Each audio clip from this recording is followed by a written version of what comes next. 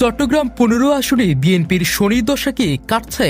নাজমুল মোস্তফা আমিনকে ঘিরে নতুন আশার স্রোত। চট্টগ্রামের লোহাগাড়া প্রতিনিধি মনির আহমেদ আজাদের পাঠানো তথ্যচিত্রে বিস্তারিত। চট্টগ্রাম ১৫ সাতকানিয়া লোহাগাড়া বাংলাদেশের রাজনীতিতে দীর্ঘদিনের এক জটিল প্রতীক, যেখানে বিএনপি বহু বছর ধরে নিজ ঘরেই পরিণত হয়েছে কার্যত বিরোধী দলে। এই আসনটি বহু দশক ধরে পরিচিত জামাত শিবিরের দৃঢ় দুর্গ হিসেবে।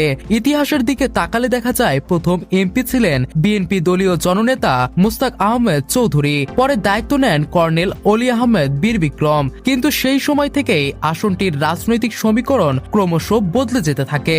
বিএনপি ক্ষমতায় থাকলেও মাঠ পর্যায়ে নিয়ন্ত্রণ এসে যায় জামায়াতের হাতে, কারণ দলটি তখন বিএনপির শরিক। ফলে প্রশাসনিক প্রভাব, উন্নয়ন বরাদ্দ, সাংগঠনিক শক্তি সব জায়গায় বিএনপির অস্তিত্ব ঢাকা পড়ে যায় শরিক দলের প্রভাবের নিচে।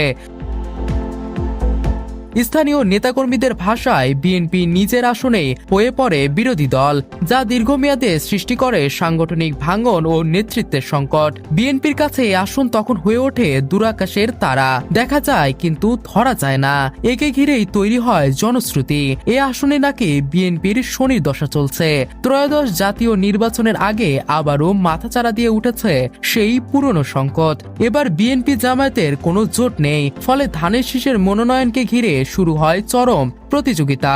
মনোনয়ন প্রত্যাশী ছিলেন নাদিম চৌধুরী, নাজমুল মোস্তফা আমিন, চেয়ারম্যান মুজিবুর রহমান ও জসিম উদ্দিন। নানা জল্পনা কল্পনার পর অবশেষে মনোনয়ন পেলেন নাজমুল মোস্তফা আমিন। প্রার্থী ঘোষণার পরপরই বিএনপির নেতাকর্মীদের মাঝে নেমে আসে আনন্দের ঢেউ। দীর্ঘদিন পর একটি আসল দলীয় প্রতিদ্বন্দ্বিতার সুযোগ ফিরে পাওয়ার উচ্ছ্বাস নিয়ে। তবে রাজনৈতিক বিশ্লেষকদের মতে আনন্দের সঙ্গে রয়েছে বাস্তবতার কঠিন হিসাব।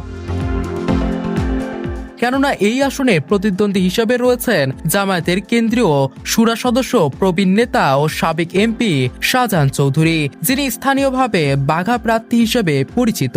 অতীত নির্বাচনে ইতিহাস বলে এই অঞ্চলে বরাবরই জিতেছে জামায়াত। ফলে নাজমুল মোস্তফা আমিনের সামনে চ্যালেঞ্জ কম নয়। সংগঠন পুনর্গঠন, মাঠ নিয়ন্ত্রণ, ভোটার আস্থা আদায় সব মিলিয়ে কঠিন এক রাজনৈতিক যুদ্ধে নামতে হচ্ছে তাকে।